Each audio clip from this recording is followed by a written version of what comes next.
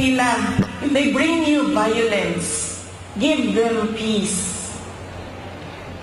Show them peace.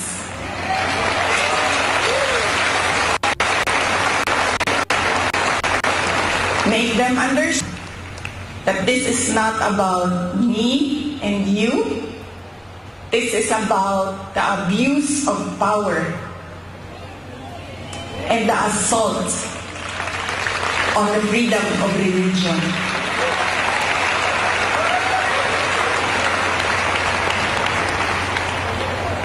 Violence, you have peace. Bullets and tear gas, what do you have? You have the words of the Almighty God.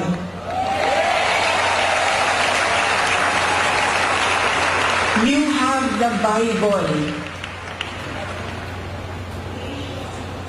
Padalhan mo nila og bala, tirahon mo og tear gas. Preach to them the words of God.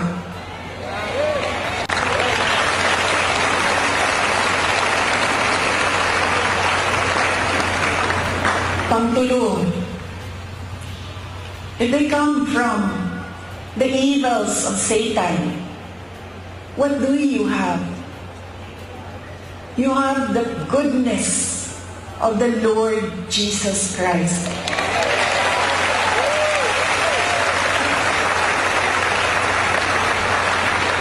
And always remember, kahit saan ka man pumunta, lahat nagsasabi, good triumphs over evil.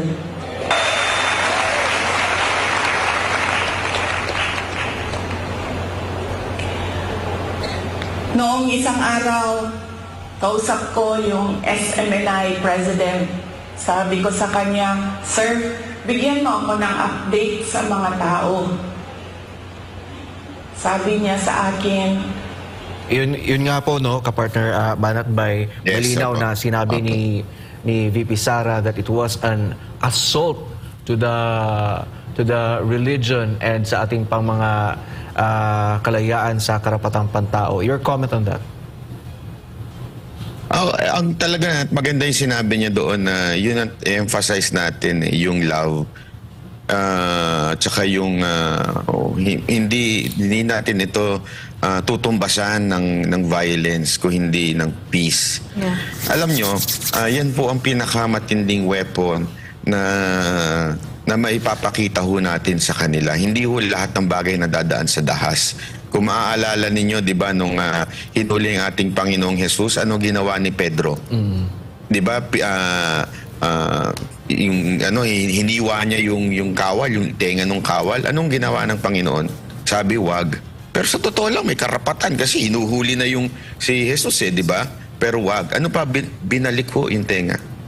Yun ho, alam niyo yung sinasabi ng ating Panginoon sa atin.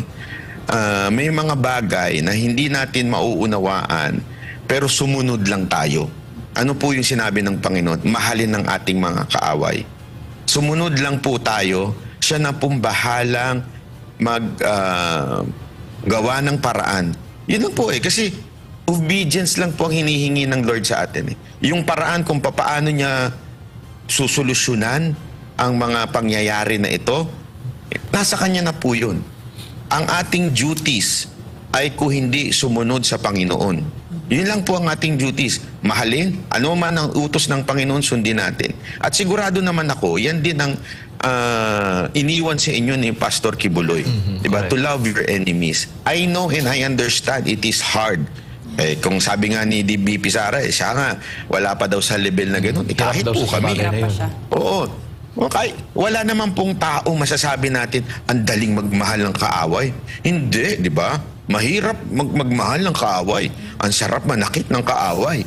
Pero kaya nga po, ito yung ng ating ito yung meron sa atin na maaari nating gamitin. Ano po yun? Yung banal na spiritong nasa atin. Because the fruit of the Holy Spirit is love, peace, joy. Nandun po yun . Huwag po natin kakalimutan na meron po ang banal na espiritu sa atin na hayaan po natin ito. Pagka tayo ay pinalo, Alam niyo, iiwas tayo. Sige, protection na natin yung ating property, protection na natin yung ating katawan. Pero manalangin po tayo sa loob natin na, Lord, give us peace, give us love. Yeah. Diba? Kasi yun hindi mo maano hindi mo yan maiimbento. Diba? Hindi mo yan pwede sabihin na, hindi, magmamahal lang ako. Only through the power of Christ in our hearts, magagawa natin ito. Yan ang totoo dyan. Kasi the love of God, imposible yan. Imposibleng magmahal ng kaaway kung wala si Kristo sa buhay mo. That is impossible. Yan ang lagi ho natin tatandaan. Kaya nga lagi nating ipanalangin yan, Lord, bigyan mo kami ng pagmamahal. Bigyan mo kami ng kalinga. Mahirap, hindi namin kaya ito. Tao lang kami. So, ibigay mo sa amin yung pagmamahal na yun. Maniwala ho kayo, yan ho ay, ibibigay sa atin ng Panginoon. Kung ating po itong ihingin. Yan yung sinasabi ni VP Sara Duterte. Labanan natin ng kapayapaan. Di ba? Panghawakan natin ang salita ng Diyos. Yun ang ating gamiting sandata. Okay. Partner, Banat Bay, I think naubusan na tayo ng oras. But thank you for being with us, for giving meaning sa mga conversation na to, sa naging speech ni VP Sara. And talagang naging makabuluhan ang discussion with you. Before ka namin bibitawan, can you give us your parting words? Mga kababayan, ito lang ang ating patuloy. Maganda yung sinabi ni Ma'am Hana kanina na gusto ko lang ulit-ulitin sa atin, di ba? Sabi nga, yung the light will shine brighter pagka tayo ay nasa kadiliman. Alam nyo, yan ang nangyayari ngayon. Pinahintulutan ng Panginoon ito. Tandaan natin, walang bagay na hindi dumadaan sa Panginoon. Kung maalala nyo yung kay Job, di ba? Nagpapaalam po ang demonyo sa Panginoon bago i-strike si Job. Don't ever forget that. Nagpapaalam po ang demonyo. At hinahayaan po ng Panginoon ito, hindi dahil sa adista ang Panginoon, meron po siyang tinuturo kay Job doon. Diba? Hanggang bumalik ang lahat ng nawala kay Job, doble. Yan ang huwag niyong kakalimutan. Kaya panghahawakan natin yan. Na ang lahat ng bagay, Romans 8:28, diba? In all things, God works for good. Diba? Sa lahat ng bagay, ang Panginoon ay ibabalik sa atin kung ano yung kung nawala sa atin. Basta sa lahat ng bagay, magpasalamat lang tayo palagi. Panghawakan natin ng Diyos. Huwag natin kakalimutan na habang itong mga demonyo na ito may ginagawa, ilabas lang natin yung liwanag ng KOJC. Alam niyo kung bakit? Ngayon, marami na nagtatanong, ano ba itong KOJC? Ano ba ito? Ano ba ito? Ano ba yun? Isipin niyo to sorry pero ito yung pinakamensahe dito Yung gospel, 'di ba? Maaaring hindi ho kumalat 'yan kung walang nangyaring persecution nung panahon ng mga disipulo. Remember, lahat halos ng disipulo noon, mga martyr, merong pinatay ng patiwarik, merong kung ano-anong ginawa. Because of that, kumalat ang gospel. It's always been like that in the history ng church history. Ang gospel kumakalat whenever there's a persecution. Ngayon, you're being persecuted.